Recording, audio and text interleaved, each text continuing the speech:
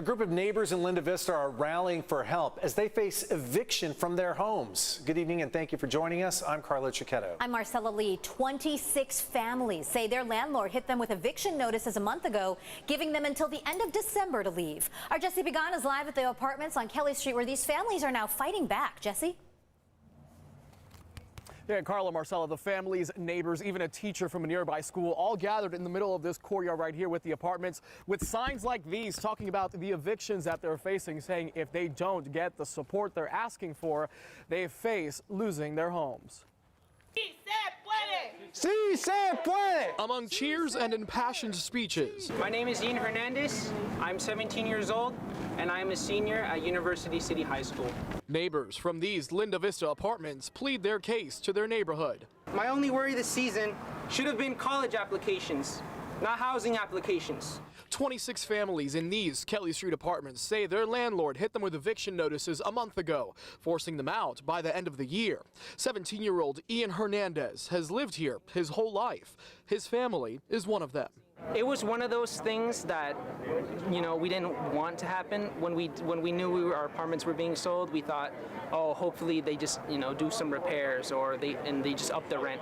The neighbors say the landlord is citing a, quote, substantial remodel and, quote, withdrawal of all rental units from the market as the reasons. There's a legal argument to be made about just how necessary these repairs are. Blake Hofstad is vice president of the nonprofit Linda Vista Town Council. He says they're looking on the legal side, asking Mayor Todd Gloria and the city for help in clarifying or beefing up eviction moratoriums for no-fault evictions. There was an eviction moratorium that passed in San Diego in February that was supposed to cover and protect tenants against no-fault evictions like this during the pandemic. However, it was unclear in the way it was written. In the meantime, Hernandez says his family has found a possible new home, albeit smaller and for more than double the current price. But not all his neighbors are so lucky. There have been times that I have heard that people are not unable to find housing, that sometimes they'll be sending in up to 80 applications and to hear no response. The reality is that some people may not find a place to live in time. Now, Hernandez tells me that they don't see their landlord often. We did reach out to the Sterling Investment Group who owns the buildings right here, but so far we have not heard back. In the meantime, Hernandez and the other neighbors here in this complex are just wanting the mayor or the city to intervene in some way. Carlo, Marcella.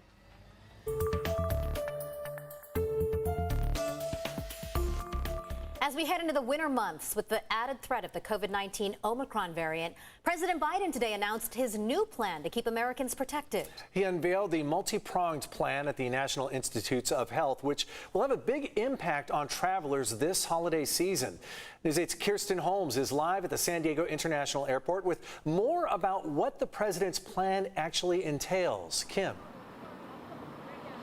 All right, so we're here at the airport where this is going to be one of the many places where the president's plan will be visibly in full effect. That plan includes everything from free at-home testing to an emphasis, of course, on vaccines and booster shots to masks, and even now a negative COVID test just one day before international travel, no matter your vaccination status.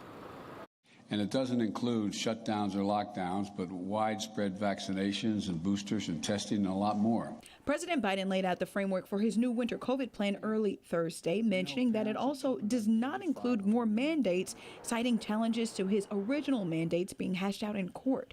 But what it does include is more vaccines and booster shots. Folks, if you're over the age of 18 and you got vaccinated before June the 2nd, 6 months has gone by.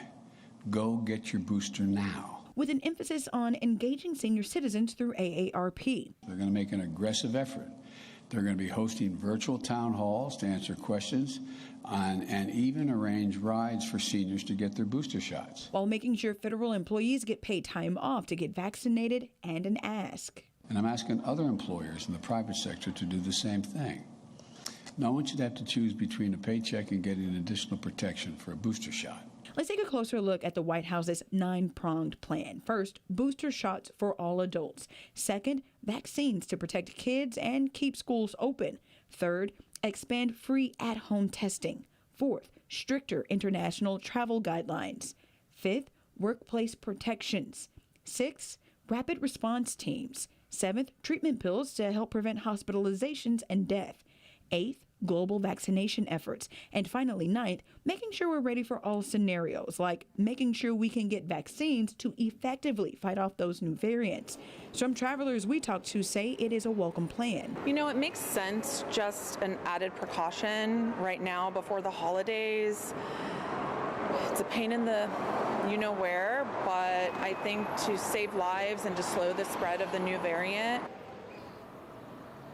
Okay, so another thing that you can look out for in President Biden's new winter COVID plan is this text feature where you can text the number 438-829. You can text it your zip code and it'll come up with a list of vaccination sites near you so you can get your vaccine, your booster shot, whatever you need, because the president says he wants every American to have access to that vaccine and that booster shot. Again, Kirsten, texting 438-829, making it so easy to find locations and hopefully keep more Americans safe this winter. Thanks so much. Those new measures come as more cases of Omicron are confirmed across the country. Today, the governor of New York announced the state has detected 5 cases of the new variant. We suspect there'll be more cases emerging, and the best thing that everyone can do is realize we're not defenseless against this variant at all. That vaccine, we know, is going to ensure that there's less severe symptoms. This comes after officials in Minnesota say a man there tested positive for the strain after visiting New York City. Today, Colorado's governor also announced a case in that state, an adult woman with mild symptoms who had recently traveled to southern Africa for a trip. A request for another emergency injunction against San Diego Unified's vaccine mandate has been denied by a judge. A hearing was held this morning. This time, members of the Let Them Choose group were pushing for a broad and long-lasting injunction against the mandate with personal belief exemptions. This is separate from the emergency injunction issued by an appeals court earlier this week that focuses narrowly on specific religious exemptions. Testimony continued today in the trial of a former La Mesa police officer. Matt Dagas is accused of filing a false police report in connection with the wrongful arrest of Amari Johnson at Grossmont Trolley Station in May of 2020. Johnson took the stand yesterday for the prosecution. Today, he was cross-examined as defense attorneys appeared to question his credibility. So your memory is a little blurry at times on some of these things, yeah? With time, you know, your memory isn't the clearest, but I do remember some stuff. News 8's Shannon Handy will have a full recap of today's development coming up in our next half hour. Exciting news today from San Diego Pride. It is planning a big return for next year's San Diego Pride Week with all of the festive favorites. That includes the Pride Parade and Festival in July. San Diego's Pride Parade and Festival is the 4th largest in the nation and saw more than 350,000 attendees at the last parade back in 2019. Last year, more than 40 virtual and in-person events were held with more than 100,000 attendees. Mark your calendars. San Diego Pride celebrations start Saturday, July 9th and run through Sunday, July 17th.